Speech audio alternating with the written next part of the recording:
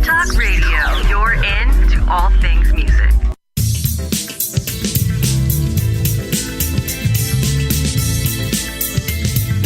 May the best brand win with Scott Robertson's Music Biz Marketing Strategies. Now, here's your host, Scott Robertson.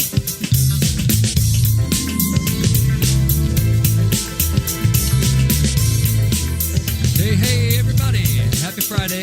You are tuned to May the Best Brand Win on Entertalk Media, the undisputed leader in music biz talk. And I am Scott, your host, a man who was recently honored that my company, Robertson Communications, was once again made the Orange County Business Journal's list of the top PR firms. Very excited about that. And with me is a man who is outstanding in his field, and it's probably the airfield, down by Miramar Air Force Base in San Diego, Florentino Buenaventura. How's it going, Florentino? You will call me Top Gun from now on. Maverick, call sign Florentino. Yeah, whatever that is. Whatever. He's supposed to be floating around here. I think we talked about that before. So, but we're right across from where Top Gun used to be. I don't know how they're going to do a movie about Top Gun at a place that no longer has Top Gun. But hey, yeah, we don't have it anymore. It's in Florida. It's in Florida. Maybe they're going to shoot here and Florida. Who knows? Yeah, or pretend like it's Florida. There you go. Well, good to have you in the booth, Florentino. Everything's sounding good. We're ready to kick off another exciting show here. Again, I run a public relations firm called Robertson Communications. We help all kinds of companies, music companies, manufacturers and distributors, technology companies, startups. If you want to reach me, here's how you do that. Email me at scott@robertsoncom2ms.com. Our website is robertsoncom2ms.com. And on social media, on Twitter, it's at robertsoncom2ms. And also on Facebook, facebook.com/robertsoncom. That's how you find us. Reach out and see what's going on with Robertson Com and all that fun stuff. And you are tuned to episode 95 of the show, which I like to call Marketing Strateegery. And, have you ever noticed that we live in a very tactical world? Lots of companies are just doing stuff. They're inventing stuff. They're building stuff. And they're not even sure as to why they're doing it, And then, of course, it's going to be marketing's job. Oh, marketing. You have to come in and you have to sell this and you have to make people interested in this and you have to kind of beat people over the head with the message until they finally succumb, they finally submit and do what you need them to do. Well, all of that problem comes from a huge lack of strategy. And, spoiler alert, you can't do this work or run any business successfully for long without a solid strategy. But it amazes me how few people know what the hell a strategy actually is. So with that in mind, I thought we should take a deep dive into it, look at how an actual strategy is formed, how it's different than tactics, and show some examples of some strategies that, recently won or lost out in the marketplace. And, of course, it's this show, so we're always going to talk about who's winning and losing this week. And this episode's going to be, I'm going to say it's going to be a solidly above average. I mean, you're listening to a good episode. It's going to be good show today. We're going to be a lot of fun today. So buckle up. We're going to talk about strategy. So without further ado, strategy. So what is it? Now, and this is important that people know this. And again, there's lots of people walking around in the business world with really big titles that don't know what I'm about to say, which is dangerous and bad. So those people need to listen up big time. Strategy, the term, comes from war, right? War was here before business was, just so you know. So strategy is a war term. It got all of its meaning from war. So the things that we use in business today when we talk about goals and strategies and tactics, those are military war terminology, okay? And it's really important that you know that they have specific meanings and they are not interchangeable in those meanings, okay? So let's do an example that I use with my clients sometimes. So a goal would be, we're at war with somebody. Let's say we're at war with somebody. We're at war with another country. Kirplakistan, let's say. And we say, our goal is to win the war against Kirplakistan. That's our goal, to win the war. Now, and then people will say, well, how are you going to do that? That's the question that strategy answers. And strategy is always a fairly general, top-level view of the things that we're going to put in place, generally, that will, help us win the war. So it could be, we're going to amass troops here. We're going to block a supply route here. We're going to look at this map and we're going to say, this is how we're going to take this territory from Kirplakistan. This is how we're going to do this. And then the tactics are, this battalion is going to go down this gorge by this canyon, and we're going to take this, or we're going to take this specific hill with this battalion, using this amount of artillery and these drones and these robots and these whatever the hell you got.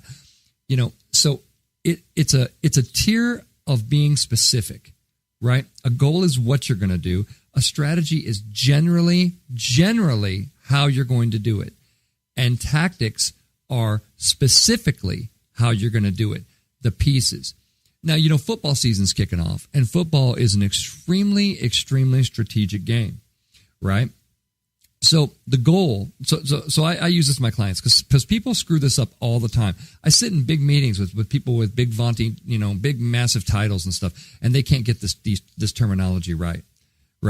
It's easy to get this stuff confused. It really is. So in football, the goal is to win the football game. Okay? That's the goal, right? A season goal could be get to the Super Bowl. Great. But let's say, just for your game goal, your goal is to win the game.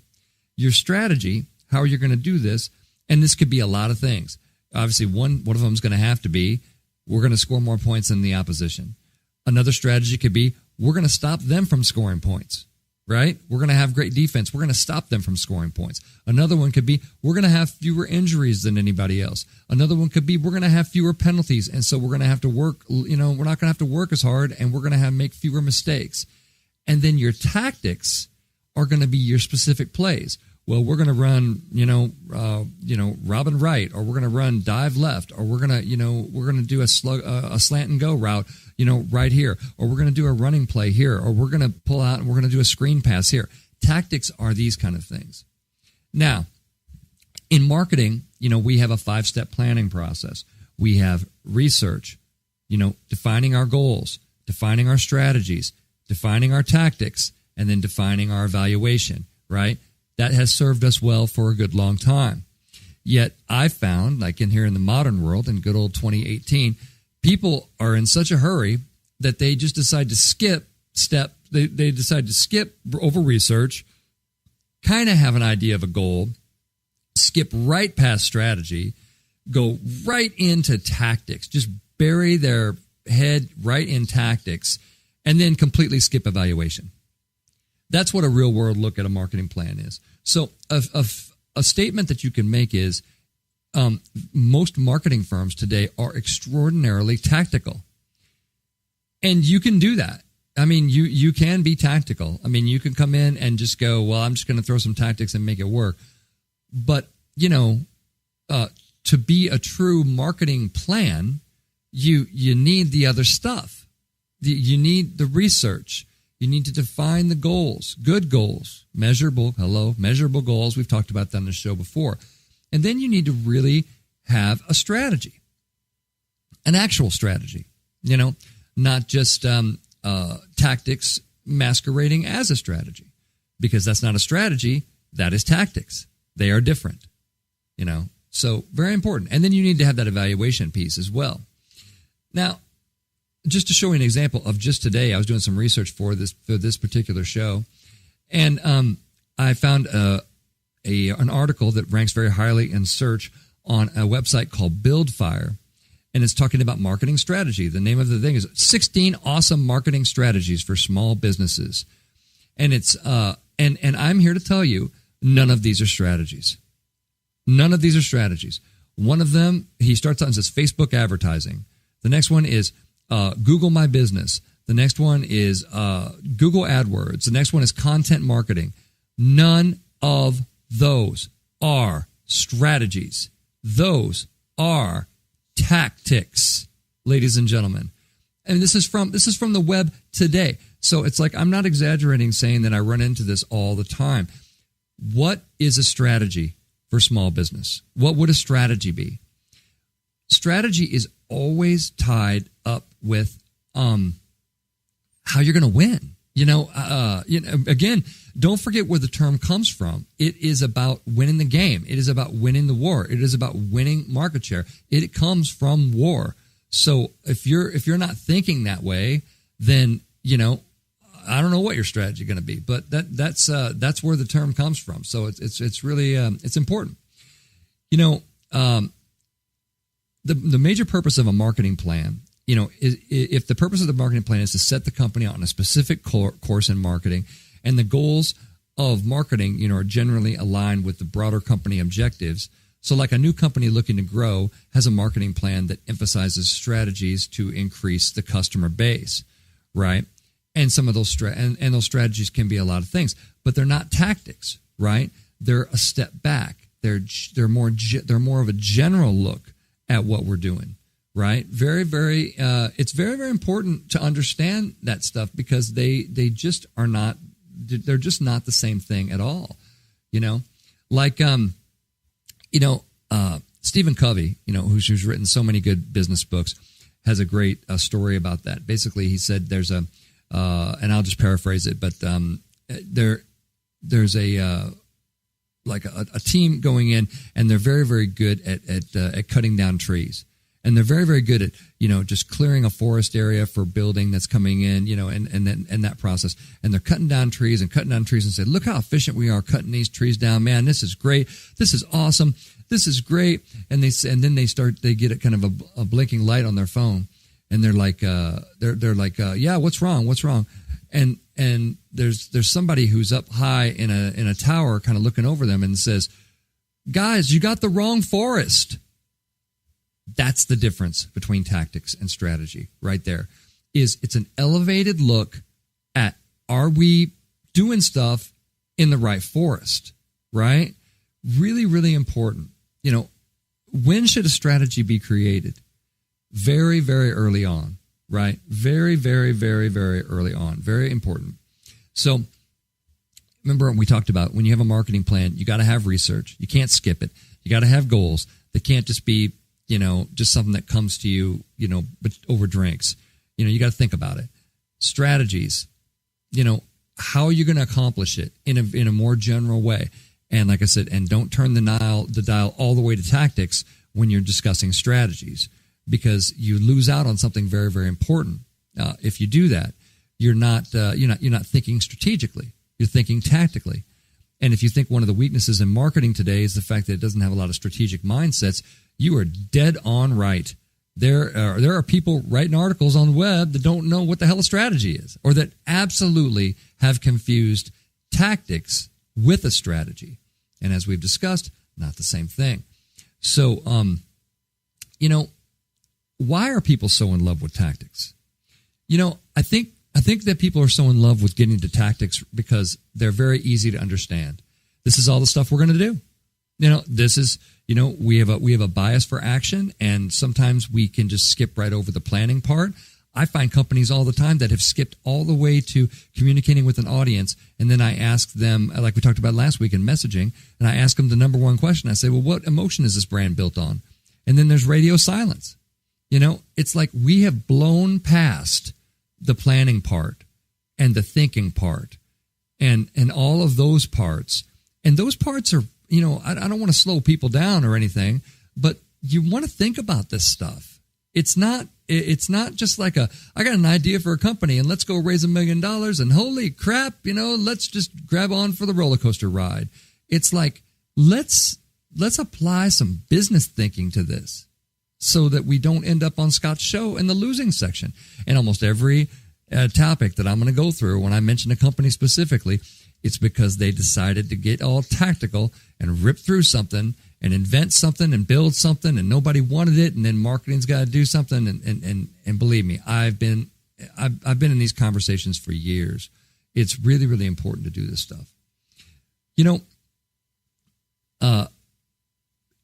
Marketing, people love tactics so much. And almost every marketing plan that I see, is very quick to just be like all about tactics. But I do want to emphasize that if you do your research correctly, if you do research and you look at positioning and you look at kind of things that we talked about on the show before, like blue ocean strategy, and you look at, customer need and what people are actually saying about that, and you do those things and those things can feed into your marketing machine, then you're going to have a much more successful idea of what to market. I've worked for organizations before where, the board of directors would just kind of come up with something and say, well, we're going to create this program because I think it's a good idea. And I'm sure that everybody in the organization is going to, or I'm sure that everybody's going to want it and it's going to be a great idea. And there's no research and there's no plan. And it just gets dumped in marketing's lap. And then marketing, guess what? As you guys know that are marketers out there, what happens? Marketing gets blamed when it doesn't work. But why didn't it work? The reason that things don't work is one of two things. It's that you didn't listen, you didn't listen, or you just don't care. Or you think that your opinion, your individual human opinion, speaks for the marketplace. Hint, hint, it does not. You are one person that occupies one space in the world, and there's no substitute for actual research and actually talking to people about what they want. That's a big part of marketing, the listening part, the research part. I talk about it a lot on this show, and people say, why do you spend so much time, talking about that? Because if you don't do that part correctly, and I know it's not sexy and it's easy to skip, and we don't have time, we got to get this thing launched, man. We don't have time for research. Well, then what you just said to me was, we are super excited about failing spectacularly in the marketplace. We're really excited about having this thing just blow up in our faces and be a giant mess for somebody to clean up. It takes time to do it right. It takes time to do it right. If you're in marketing, if you're struggling with this, make sure that you ground your organization in research, goals, strategies, tactics, and evaluation. Make sure you're doing all of those things, and you have a lot better chance of market success out there. And you're successful because you're listening to May the Best Brand Win on Entertalk Media, the undisputed leader on Music Biz Talk. Come on back. We're going to talk about who's winning and losing this week. See you in a few.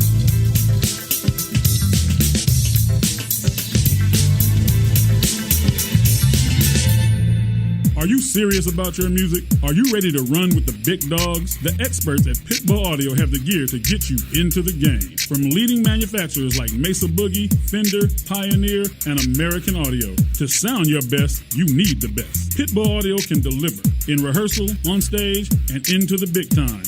Dropping beats, shredding guitar, or making the crowd roar. Whatever you dream, Pitbull Audio can help make it happen. We are Pitbull Audio. We want you to play it loud. PitbullAudio.com. This is Jackie Bertoni from Jackie's Groove. Come join me weekly on my journey through the music business as I take you behind the velvet rope, interviewing industry notables such as Al Di Meola, Michael McDonald, and Al Jarreau, to name but a few. Listen to their stories on being in the studios recording #1 hits and onto the stages throughout the globe. Allow me to be your music historian.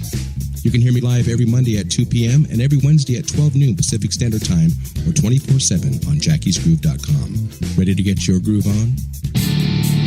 Hi, I'm Tim Dolbear, the host of Sound Experience on Entertalk Radio. Each week, I talk with top professional audio engineers, producers, musicians, and the manufacturers that make the tools that we use in the studio each and every day. From capturing the perfect take to mastering your final release, and the tools and how the pros use them, we are going to dive deep into their process and learn from their experience. I look forward to you joining us each week on Sound Experience with me, your host, Tim Dolbear. Make this your vinyl night. I'm John J.R. Robinson, and every week, music creation comes alive through stories, experiences, and sounds when vinyl records filled our hearts and minds. My friends and I share our tips and techniques used in creation of iconic tracks for recording artists such as Michael Jackson, Eric Clapton, Quincy Jones, and Steve Winwood, to name a few. Vinyl has emerged hot, and the soul of vinyl defines art and passion which burns deepest at night. Tune in every Wednesday at 2 p.m. Pacific Standard Time on EnterTalkRadio.com.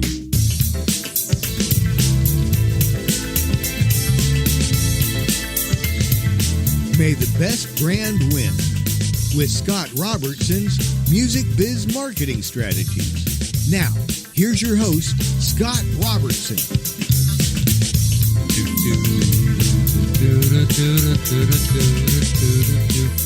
Hey, everybody. You are tuned to May the Best Brand Win on Entertalk Media, the undisputed leader in music biz talk. I am Scott, your host here in segment 2. I'm with Florentino Buenaventura, who's holding down the fort at Entertalk Central. How's it going down there? Oh, we are in air conditioning, so it's all good. It's all good. So you must run into that a bit, what I'm talking about in the show today, right? People just skipping right past strategy, even skipping past goals, and just being like, yeah, but what kind of ads can you run for me? Or what kind of tactics can you do for me? I mean, it's got to frustrate you too. Oh, yeah. Well, I can't say that I'm not. I'm an entrepreneur, man, so I probably fit in the other category where let's just go do it. Let's just go do it. But, think about it later, man. Don't start working on it now. But I find that exactly what you just said is the core to finding out, you started going the wrong direction. Yeah, let's not go that direction, and there's a lot of learning. I think there's some pluses to kind of just going out and doing it, because what ends up happening is I do think on the other end, don't sit there and overplan.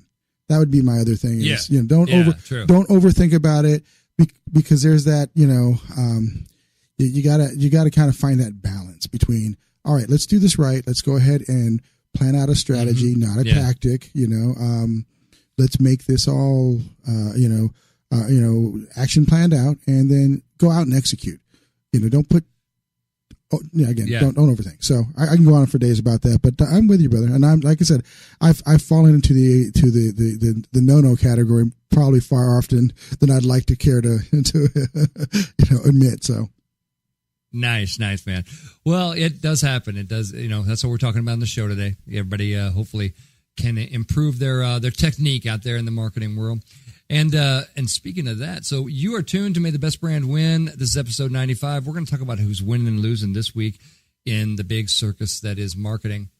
I'd like to start off today with I don't know what this is winning and losing. We'll find out we'll determine by the end of this one.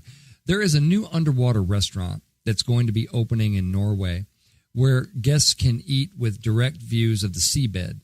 Right, and there are some underwater restaurants. There are some other underwater restaurants, in parts of the world. But I don't know. My spider sense was just tingling when I was reading this. It basically, if you see it was widely covered this week. The Mirror, UK has a great story on it. But you need to see the picture, because they have this it looks like almost like a shipping container. That's like half in and half out of the water, and it's up on the coast, and then the other half of it, it's like a big tube, and like half the tube is like right on the coast of. It looks like it's gonna slide into the water at any given minute. Like it could easily slide in there, and then of course the ocean doesn't always behave exactly like we think it's going to, so it may be at one level now. But it could be at a completely different level in just a period of a few years and different parts of the year and those kind of things. And I'm sure the architects are thinking that through. But at the same time, as I'm looking at the picture, I'm thinking this could very easily be one of those things that they launch with this design of a restaurant. And then what I even put on Facebook was watch this space in about 6 months after this restaurant goes live.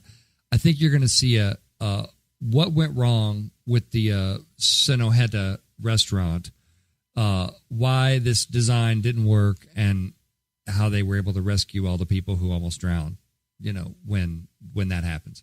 So I'm going to put the underwater restaurant in one of those. It's a clever idea.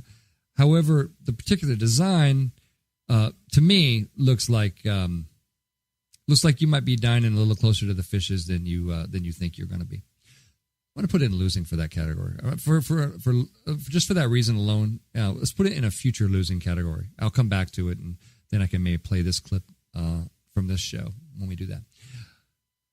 Oh man, well, there's been a lot of discussion about the fourth estate this week in America, the media, of course. So there's been this big movement that the press are not the enemy and this kind of thing. And 9 communication and marketing groups have joined forces to support the fourth estate. And today, the United States Senate unanimously passed a resolution that affirms the press is not the enemy of the people.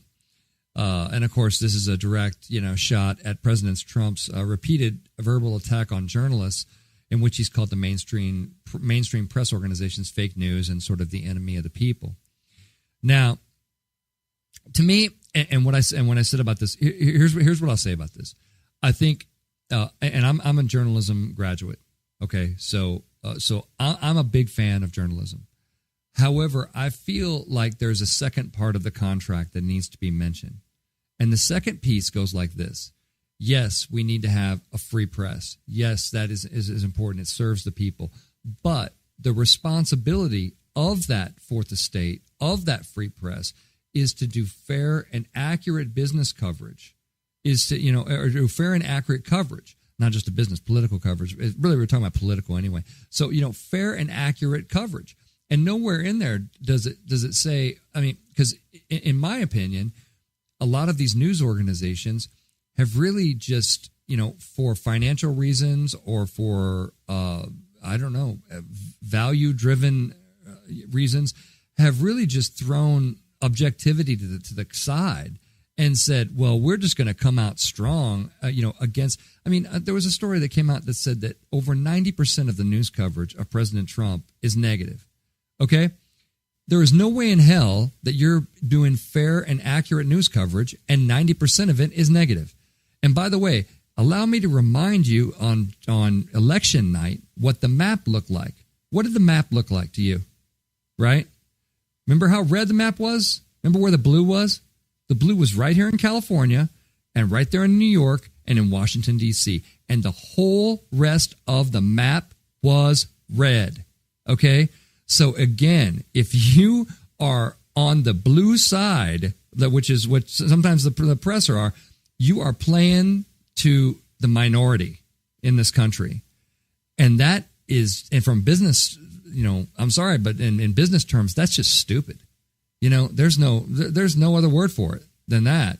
So I agree with the president. I think that that news organizations have embarrassed themselves by not being objective, by just completely. CNN absolutely endorsed Hillary Clinton as president of the United States. They didn't stop short of it or anything. They basically, on right before the election, if you go back and read that coverage, it was like, it's going to be great and she's going to be a fantastic president. And that's not objective. And by the way, it's inaccurate because you were looking at the wrong polls and you can't read a map is another thing that I would say. So it's like, and you can't read trust numbers of incumbents, So it's like this. Yes. We should, the press are not the enemy of the people, but the press must behave as if they are not the enemy of the people. And that's not happening, folks. That is not happening, especially in politics. The trust numbers that we talk about in this show all the time for journalism are at single digits. In single digits. When I started my company, they were in the high 30s. They've lost more than 30 points of trust in the last 7 or 8 years. And that's not President Trump, folks. That's just bad coverage, bad journalism, doing bad work. And I think that the president is right to call on, CNN and call them fake news. They are. I'm surprised they're still in business, to be honest. They have really, once you're declaring your bias like that, then it's like, well, now we completely, suspect every bit of news coverage that you have going on, right? Being objective is really, really important for journalism. And they have cashed that in, folks. And I think that some of them have cashed it in. And I think that, journalism needs to take a hard look at itself. If it's going to exist, it's not going to be this rah-rah, party. And I even told the president of my organization, PRSA, I bounced back to it and said, look, I don't think we should have a rah-rah party for the press. I think we should talk about the press about doing a better damn job. because they're obviously not doing a good job. And I'm not talking about anything that President Trump said. I'm looking at Pew Research numbers of Americans' trust in the media, and they are falling. And they're falling so far that they're not going to exist by the, in another 10 years, they're going to be less than 1 point of trust, right? And that's not the president. Again, that is, making bad choices. Journalism needs to look itself hard in the mirror. None of my journalism professors would agree with any of the crap that passes for journalism in this country today, especially political journalism. So I'm going to put the whole thing in losing, to be honest. And I think it's, I think it needs to be looked at a lot more closely than just saying, yay, we need a free press. Ooh, great. There's another side of the contract is what I'll say. Who else is losing is the Teen Choice Awards. They hit an all-time low on Sunday. They drew its smallest audience ever for Fox. They drew a 0.04 or a 0.4 rating in adults 18 to 49 and 1 million viewers. It's down 20% in the key demographic and 41% in total viewers compared to the viewers that it drew last year. Now, a lot of this comes from if you have kids or kids this age, kids don't watch TV. They don't watch TV the way that they did. There's a lot more things they can be doing. There's a lot of stuff on the internet. A lot of kids watch YouTube. They watch their mobile devices. They multitask playing something and watching something at the same time. So I could just see them kind of, they need to rethink probably an award show for people who don't watch television is a good way to say it. Apple's in the news this week. I've talked about them a lot, especially when we talk about privacy. It's sort of being a gold standard, kind of a champion of privacy. There's a new article on Bloomberg.com this week that talks about Apple, who certainly has positioned itself as kind of a champion of privacy. Obviously, Facebook and Google track everybody's movements and they sell some of the data, and we certainly know all that stuff is going on. And but Apple, Tim Cook from Apple basically said privacy is a human right. He said we never move off our values. So basically, and definitely it's working. It depicts Apple as sort of a hero, and Facebook is sort of a villain, and Google is sort of a villain, and that sort of thing. But the Google article is really interesting because it talks about that. Apple has a lot of independent developers working for it in terms of building apps, right? App developers, and they basically have kind of, abdicated responsibility for the misuse of any data by Apple or by developers, kind of leaving it in the hands of these developers who create the products who are available for Apple devices in the App Store. And, app developers have been allowed to store and sell data from users who allow access to contact lists and, phone numbers and photos and home addresses and who knows what else, things like that. So when people are listing, so for Apple to really live up to its value statement, what this article is saying is that they're going to have to create some rules and regs for more of its independent developers and how they deal with the issue of privacy. Of course, that's thousands and thousands of companies. But Apple, there's certainly rules and regs right now of how you deal with the App Store. So privacy could just be another component to that. But anyway, it's an interesting story. It kind of puts Apple in a little bit of a losing category because it kind of is a chink in the armor for the, everything that looked kind of perfect from a privacy perspective before. Who's winning this week is In-N-Out Burger. They sent out a cease and desist letter to a San Francisco brewery, Seven Stills, over a beer called In-N-Stout. And what they did they drew up a cease and desist letter, but it included no less than 9 puns about brewing and distilling. And the letter, while it included the necessary wording requesting the brewery refrain from selling anything with the In-N-Out logo and branding, they did it with humor. They said, please understand that the use of our marks by third parties ails us to the extent that this could cause confusion in the marketplace or prevent us from protecting our marks in the future. We hope you appreciate, however, we're attempting to clearly distill our rights by crafting an amicable approach with you rather than barrel through this. Right? That's clever. Come on, for lawyers. They could just send a cease and desist and say, we're in and out and you've pissed us off and now don't do it or we're going to sue you. But they sent this really clever letter and they really were able to resolve the dispute very amicably. The distillery liked the letter. They thought it was funny and they said, yeah, we'll have to, deal with. We'll have to package the beer in a different way and name it a different way. So anyway, it was kind of interesting.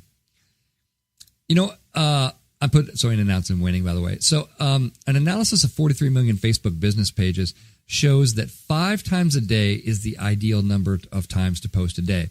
So people that have come out and said, oh, it's good to post 15 or 20 times, 15 or 20 times a day or whatever. Basically, the numbers don't lie. And apparently, pages posting. So here's what they say. As you increase frequency of posting, overall levels of engagement rise, but only to a point. Pages posting 5 times per day received an average of 2,466 engagements per post. Pages posting 10 or more times a day received an average of 1,202 engagements per post. In other words, posting 5 times per day appears to be the optimal Facebook posting frequency. As I will always say in a story like this is that, be careful because people don't log on to social media to see your stuff. They truly, truly, truly don't. But you know who's winning this week? Bass players. I'm a bass player. You know who's winning? Is that a new research that came out from Western Sydney University suggests the reason that we love to tap our feet and bob our head along to the beat is related to the way our brain processes low frequency sounds, baby. So the study recorded the electrical activity of volunteers' brains, and they listened to rhythmic patterns played at either low or high-pitched tones. And the study found that while listening, the volunteers' brain activities and rhythmic structures of the sound became synchronized at the frequency of the beat, right? So there's mounting evidence supporting the hypothesis selective synchronization of large pools of neurons to the brain to the beat may support perception and movement to the musical beat. And, of course, the bass is a key piece to this. So, I think we can all agree that we have scientific evidence that the bass guitar player is the most important person in the band, needs to make the most money, clearly needs to have the most fame and the most women or men, depending on who you are. And, I think we've solved something really important today on this show. And this study is just it's a cornerstone. It's a milestone in modern music, to be honest, where it finally just validates what we've all known to be true for so long, that bass players just rule. They rule. And you rule because you are listening to the program May the Best Brand Win on Entertalk Media, the undisputed leader in music biz talk. Come on back. I'm going to give you some tips for building your Strateegery. See you in a few.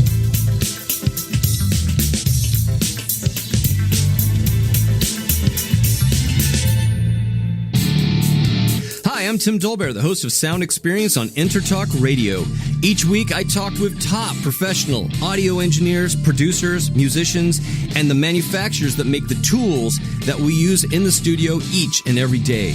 From capturing the perfect take to mastering your final release, and the tools and how the pros use them, we are going to dive deep into their process and learn from their experience. I look forward to you joining us each week on Sound Experience with me, your host, Tim Dolbear. Are you serious about your music? Are you ready to run with the big dogs? The experts at Pitbull Audio have the gear to get you into the game. From leading manufacturers like Mesa Boogie, Fender, Pioneer, and American Audio. To sound your best, you need the best. Pitbull Audio can deliver in rehearsal, on stage, and into the big time. Dropping beats, shredding guitar, or making the crowd roar. Whatever you dream, Pitbull Audio can help make it happen. We are Pitbull Audio. We want you to play it loud. PitbullAudio.com. Make this your vinyl night. I'm John J.R. Robinson, and every week, music creation comes alive through stories, experiences, and sounds when vinyl records filled our hearts and minds. My friends and I share our tips and techniques used in creation of iconic tracks for recording artists such as Michael Jackson, Eric Clapton, Quincy Jones, and Steve Winwood, to name a few. Vinyl has emerged hot, and the soul of vinyl defines art and passion which burns deepest at night. Tune in every Wednesday at 2 p.m. Pacific Standard Time on EnterTalkRadio.com. This is Jackie Bertoni from Jackie's Groove. Come join me weekly on my journey through the music business as I take you behind the velvet rope, interviewing industry notables such as Al Di Meola, Michael McDonald, and Al Jarreau, to name but a few. Listen to their stories on being in the studios recording #1 hits and onto the stages throughout the globe. Allow me to be your music historian. You can hear me live every Monday at 2 p.m. and every Wednesday at 12 noon Pacific Standard Time or 24/7 on jackiesgroove.com. Ready to get your groove on?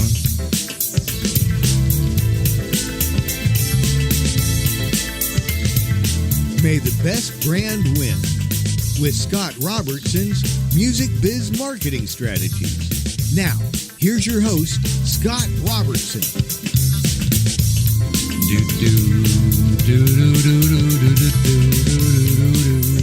Hey, everybody, it's Friday, and you are tuned to May the Best Brand Win on Entertalk Media, the undisputed leader in music biz talk. I am still Scott. It is segment 3. I'm with Florentino. Florentino, yes, what did sir. you think? What did you think about the winning and losing this week? What'd you like? Well,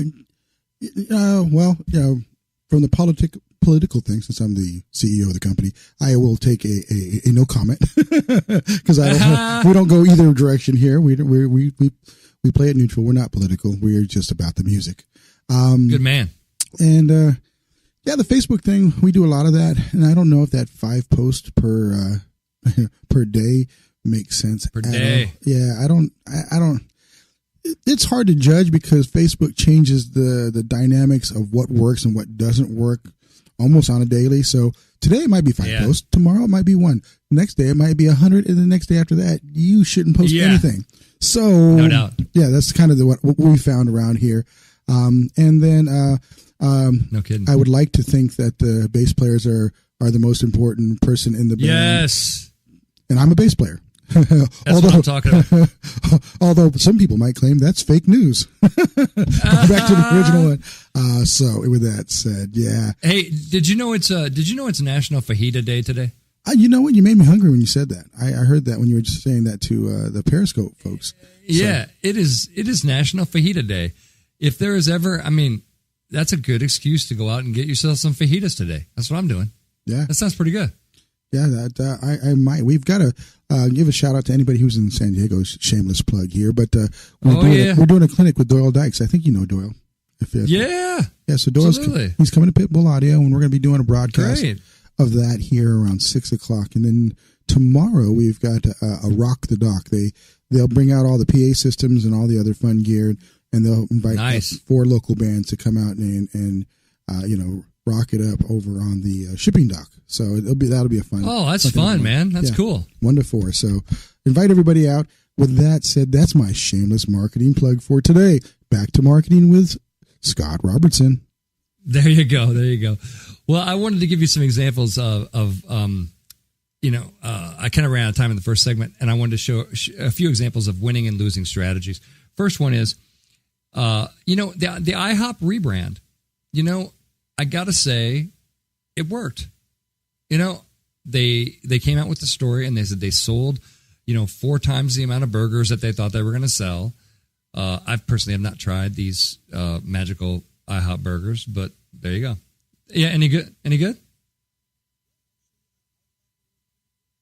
Okay, so from a strategic standpoint, they sold more burgers. They got some new customers. They set out for a strategy. They sat in a room and said, look, we're the International House of Pancakes. We're known as being a breakfast place. You come to any International House of Pancakes after breakfast, and it's a ghost town. What can we do? Right? And so they said, well, let's, what if we rebrand the entire company, IHOB, and then do this big reveal and the thing with the burgers. And as I mentioned, when we covered that stunt, I said, well, what's going to make it work or not is when they announced, did it accomplish what they were trying to accomplish?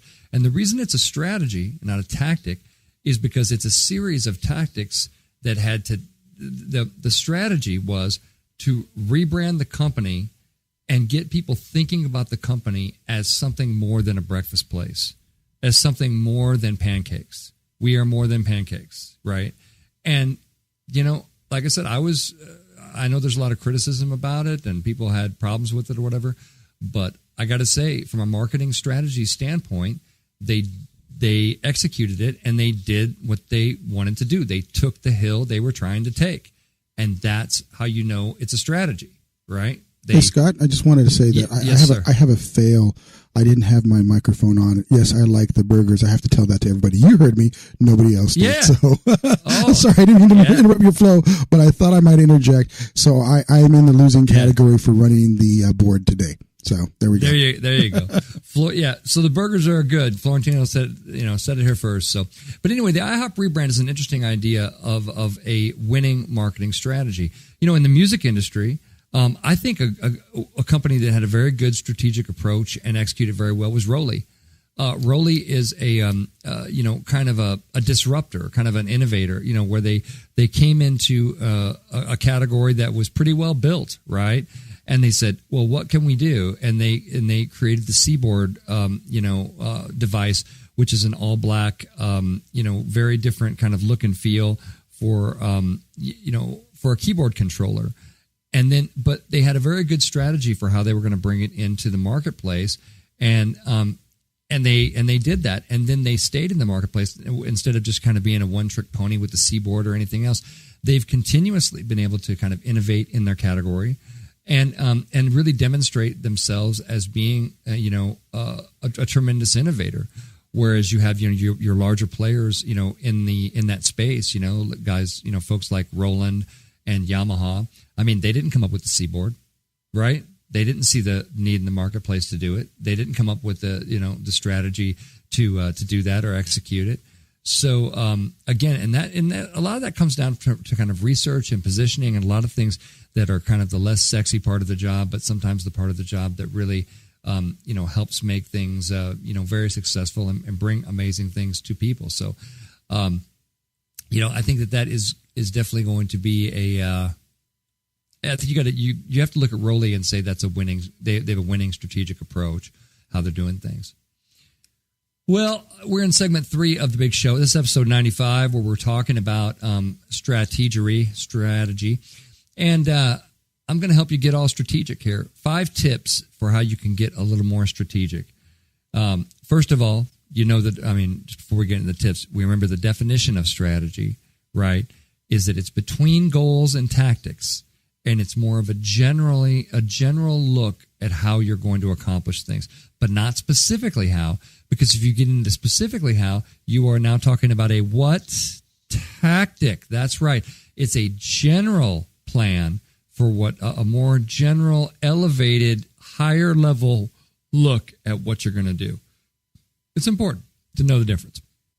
So here's how you get to that level. Research first. Always. You got to analyze what's going on out there. And you got to let the research guide you to your conclusions. Okay? And as I talk about in a lot of things with marketing, as we're talking about getting strategic, strategic almost always has, the idea of plan, right? The idea of plan is coming. And that's important. But before you get to plan, you got research, right? You're listening to today in today's day and age, and I've done shows on research. Go back and listen to them. The whole show's on research and those kind of things. And I'm a big believer in it because, you're not going to get there. You're not going to get there with your gut. You're not going to get there by accident. You're going to have to pull some data, and you're going to have to listen to some people, and you're going to have to listen to them and empathize with them and understand what it is that they're, dissatisfied with in order.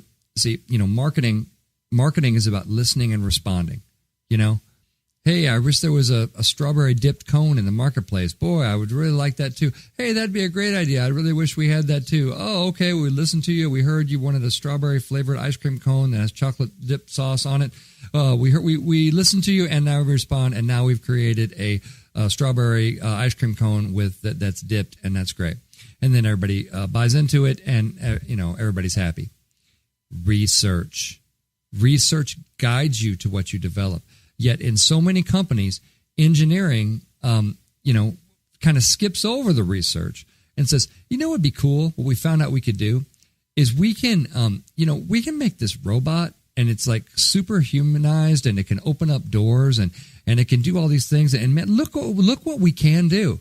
Look at this. We're able to raise a velociraptor from amber that we found from in the blood of mosquitoes. Isn't that great? That's great. Look, we can put that in an egg, and then it hatches out, and it's a little baby velociraptor. Isn't that awesome? That's great. Yeah. Does anybody want this? Well, I'm sure somebody's going to want it. What's the worst that could happen? It's a baby velociraptor. I mean, what is the worst thing that could happen from creating something that nobody asked for and nobody wants? Well, in Jurassic Park, a lot of people got their heads bitten off, literally, by the creations. And you see that metaphorically in the business world all the time. You see people come to market with something, just because they can, not because they have asked or because there's a market for it. There's all kinds of stuff. Walk around the NAMM show. You see stuff and you'd be like, well, that seems really stupid. It's like, and then ask them, how'd you come up with this? Who wanted this?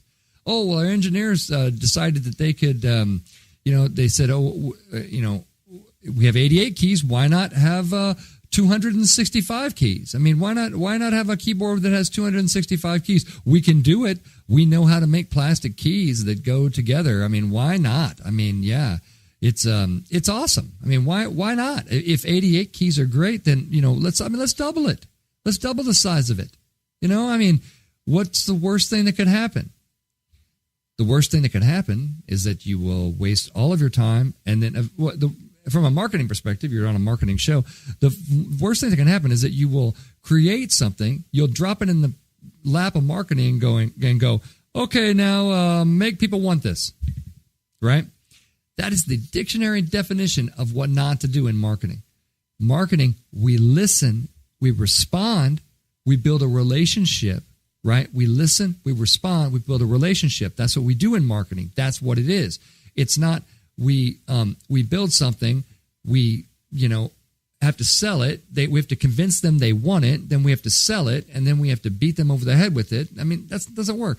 It all comes down to research first. People skip this all the time. You shouldn't. My first tip is research, research, research. My second tip, get loose. Strategies are generally how we're going to do it. Don't go so far down in the weeds right away. I mean, you'll get there. You'll get there. Strategies lead the way and pave the way for tactics. But people make a lot of mistakes when they confuse tactics with strategies, because that's how marketing gets so tactical. You get a plan, and instead of it being a plan for saying, here's how we're going to capture this market share, here's how we're going to do this, they say, instead they just talk about what they're going to do. All the stuff that they're going to do, as if that is the job, but the job is not the stuff that you're going to do. It's the reason you're doing that stuff is to do a bigger job, right? And you must be able to identify the bigger job. It's very, very dangerous when you start talking tactics, because you can miss out on why the hell you're doing it. And believe me, there are a lot of marketing departments out there right now within the sound of my voice that are just executing crap blindly and haven't thought about it in years. Well, marketing automation is just going to make this worse, because people are going to say, well, I can just plug in a little plan and it says, well, optimally, I can email people, I can just keep plugging in lists and plugging in these things, and I can email people, 5 times a week and this kind of thing, and I'll get 0.02% whatever return on sales, and wow, that's great. I don't have to think about my marketing, and it's going to generate its own content, and it's going to be AI driven, it's going to be all this. If anybody is suggesting that stuff to you, you need to find something heavy and you need to hit them in the skull as hard as you can with it. Okay? That's not how you build relationships. That's not how you build relationships. I don't care if you have the best AI in the world. AI is not human. It doesn't know how to do human relationships. It's never going to know how. It's never going to be a substitute for human relationships. Never. Make sure that you know that when you're talking strategy. Number 3, make sure your strategies are about them. Just like messaging, this is critical. A lot of people say, I read an article just today. It said, one of the most important things in your strategy is you need to have your vision statement and your mission statement. What a bunch of crap. What a bunch of bullshit that is. You do not need a mission statement or a vision statement. In fact, take your vision statement and your mission statement and light that crap on fire right now.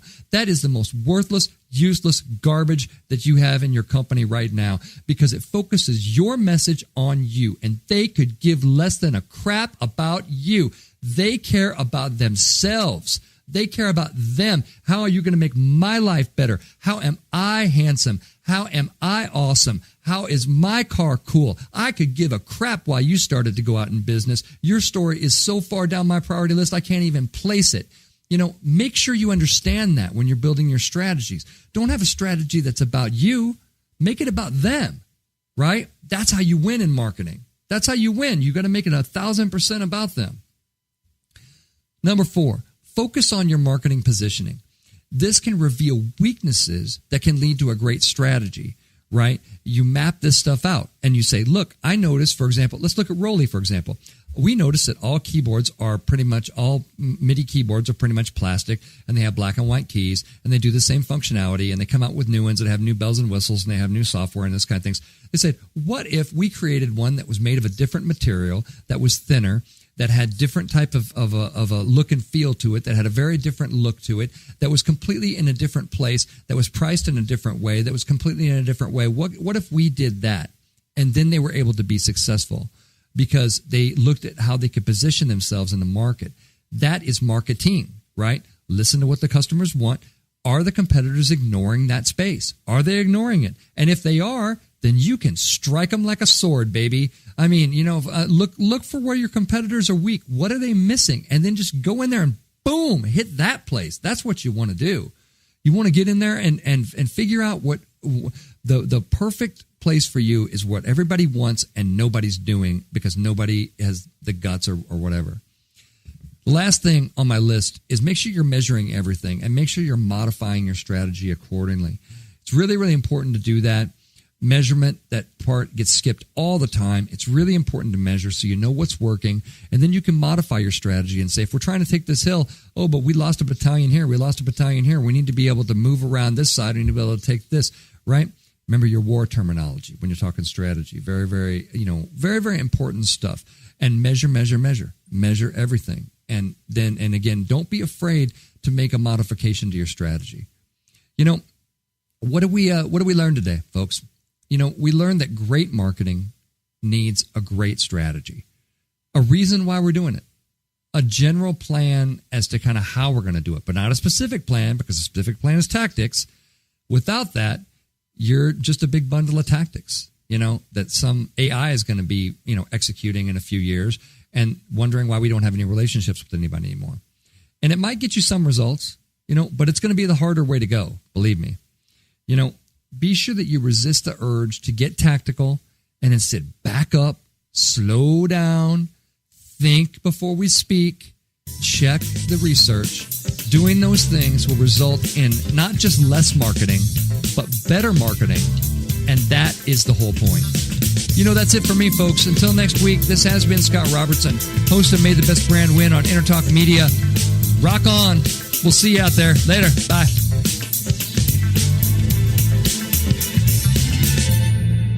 You know what's all around you every waking moment of your life? Marketing. You're choking on it. I'm Scott Robertson, and when it comes to strategic PR, branding, and marketing, I've seen it all. And actually, I'm still seeing it because bad marketing never sleeps. Join me each week on May the Best Brand Win, right here on Entertalk Radio, and learn how to make the marketing for your brand unforgettable. Hi, this is Tim Dolbear from Eclectica Studios. I'm a full-time mixing and recording engineer. I work with Grammy winners, labels, and indie artists, using state-of-the-art digital mixing and restoration tools and the very best in analog gear. Really, though, it's my ability to bring tracks to life and fulfill your vision for your music. This has made me sought after by producers and artists worldwide. So spend your time working on music and not chasing a mix down a rabbit hole. Go to timdolbear.com and check out our free one-song mix offer. Are you serious about your music? Are you ready to run with the big dogs? The experts at Pitbull Audio have the gear to get you into the game. From leading manufacturers like Mesa Boogie, Fender, Pioneer, and American Audio. To sound your best, you need the best. Pitbull Audio can deliver in rehearsal, on stage, and into the big time. Dropping beats, shredding guitar, or making the crowd roar. Whatever you dream, Pitbull Audio can help make it happen. We are Pitbull Audio. We want you to play it loud. PitbullAudio.com. This is Jackie Bertoni from Jackie's Groove. Come join me weekly on my journey through the music business as I take you behind the velvet rope, interviewing industry notables such as Al DiMeola, Michael McDonald, and Al Jarreau, to name but a few. Listen to their stories on being in the studios recording #1 hits and onto the stages throughout the globe. Allow me to be your music historian. You can hear me live every Monday at 2 p.m. and every Wednesday at 12 noon Pacific Standard Time or 24/7 on jackiesgroove.com. Ready to get your groove on?